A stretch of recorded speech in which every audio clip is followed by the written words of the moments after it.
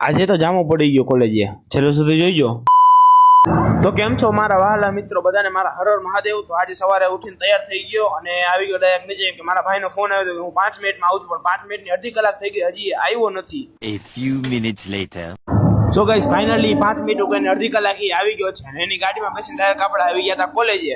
હજી તો મેં પહેલો જ લેક્ચર ભર્યો હતો, ત્યાં તો મને ફૂલ કંટાળો લાગ્યો. વિચાર તો લેક્ચર બંક મારવાનો હતો, પણ પછી યાદ આવ્યું કે આજે એક ઇવેન્ટ છે, ઇવેન્ટમાં મેં પાર્ટિસિપેટ કર્યું, જેના કારણે મારા બધા જ લેક્ચર ભરવા પડ્યા.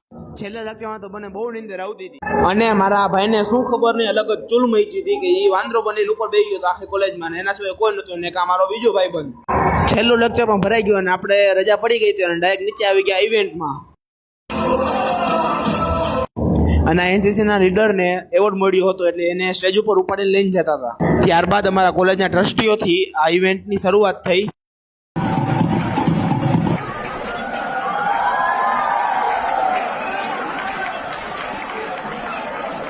પછી અમારો આ ઇવેન્ટ ચાલુ થયો.